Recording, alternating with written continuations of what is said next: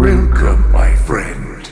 Hey everyone, and welcome back to the channel. Since acquiring Lucasfilm in 2012, Disney has revitalized the Star Wars franchise with an ambitious slate of new films, books, and TV shows. Many fans, myself included, have praised projects like Andor, Rogue One, Solo, and The Mandalorian for their strong storytelling, compelling characters, and fresh perspectives within the galaxy we know and love. Even The Force Awakens, in my opinion, served as a solid and exciting reintroduction to the saga. However, not all of Disney's Star Wars output has landed as well. Films like The Last Jedi and The Rise of Skywalker have stirred division among fans due to controversial creative choices, while shows like The Acolyte have faced criticism for story structure and canon inconsistencies. These mixed reactions raise an intriguing question. What if George Lucas never sold Lucasfilm? What direction would Star Wars have taken if George Lucas had retained control? In this scenario, George Lucas retains full control of Lucasfilm. After the conclusion of the Star Wars prequel trilogy in 2005, Lucas remained semi-retired, occasionally working on projects but largely staying out of the public eye. Instead of selling the company, Lucas continues to explore smaller, experimental films, something he had frequently expressed interest in after the completion of Revenge of the Sith. Lucasfilm continues to operate independently, focusing primarily on managing the existing Star Wars library, merchandising, licensing, and its successful animated projects. At the time, The Clone Wars, produced by Lucas and overseen by Dave Filoni, remains the company's flagship ongoing production. Rather than scrapping his original sequel trilogy outlines, Lucas begins developing episodes 7 to 9 internally around 2011 and 2012. These stories follow a new generation of Jedi and explore metaphysical aspects of the Force. Lucas had expressed interest in introducing the Wills, ancient beings that embody the Force itself. In this timeline, he greenlights development of Star Wars Episode 7, intending to direct or at least oversee it himself. Casting takes place around 2013, with Lucas approaching original trilogy actors Mark Hamill,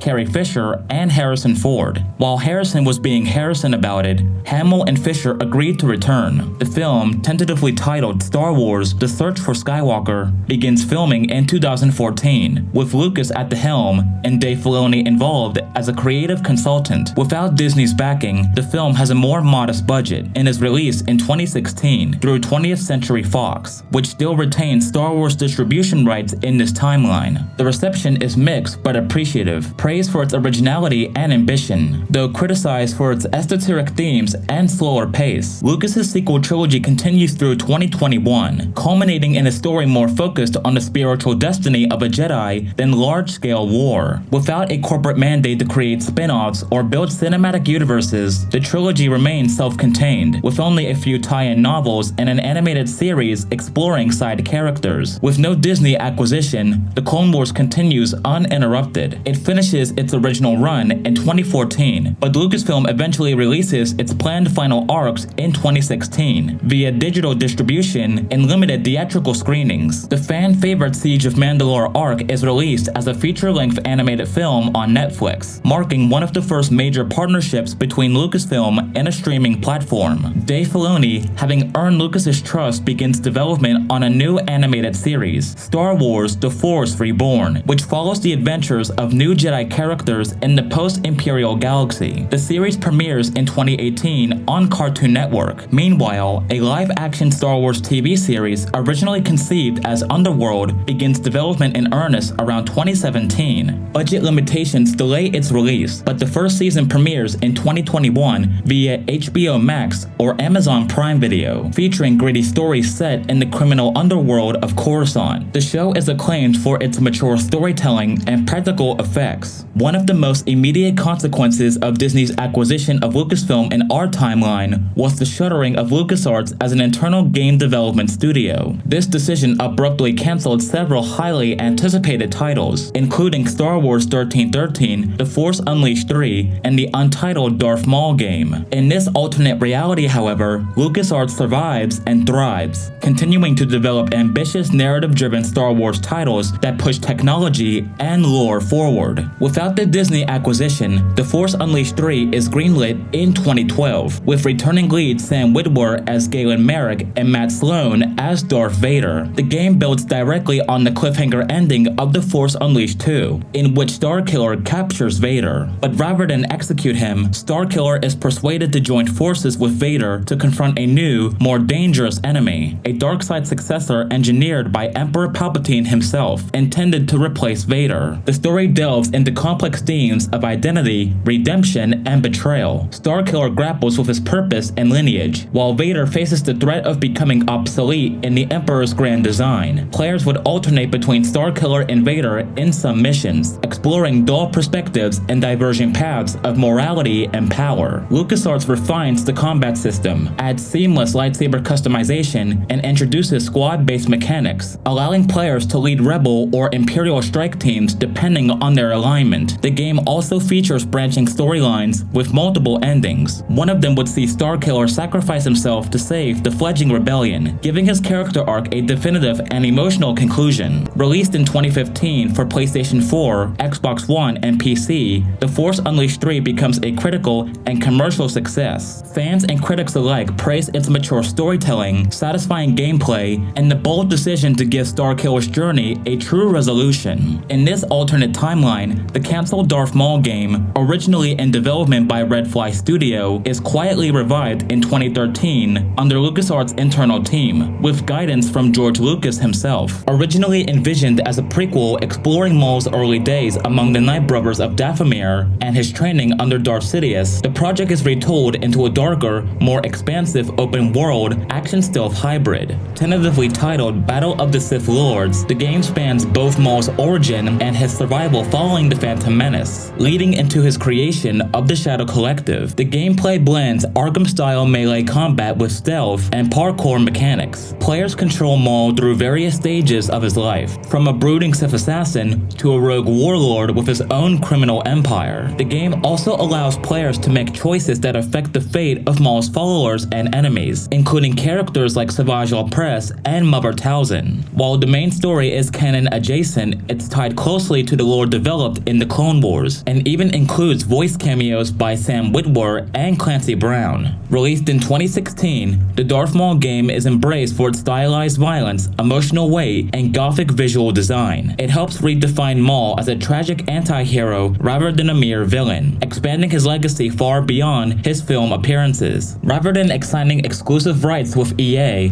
Lucasfilm maintains an open licensing model, allowing developers like BioWare, Obsidian, and Naughty Dog to pitch Star Wars projects. This results in a diverse slate of games across genres, including RPGs, tactical games, and space simulators. Knights of the Old Republic 3, long demanded by fans, is released by Obsidian in 2017. Without Disney's influence, Star Wars does not receive dedicated lands at Disneyland or Walt Disney World. However, Lucasfilm continues to collaborate with companies like Universal Studios and Six Flags on temporary Star Wars-themed attractions and rides. Merchandising remains strong, though not at the explosive levels seen during the sequel trilogy. Licensing deals with Lego, Hasbro, and Sideshow Collectibles continue to flourish, maintaining Star Wars as a dominant brand in the toy and collector market. Without Disney's global marketing machine, Star Wars in this timeline remains a massive franchise, but its resurgence is more gradual and modest. It retains a more cult prestige, praised for its artistic ambition and narrative depth. Lucas's sequel trilogy generates academic discussion and debate, but lacks the blockbuster appeal of Disney's entries. Fan communities remain passionate but are more fragmented, divided between those who appreciate Lucas's vision and those who prefer more accessible storytelling. However, the absence of polarizing figures like J.J. Abrams or Rian Johnson helps avoid some of the toxic divisions that emerged in our timeline. Streaming content grows more slowly, but Dave Filoni still rises as a beloved creative force, eventually co-creating a new animated saga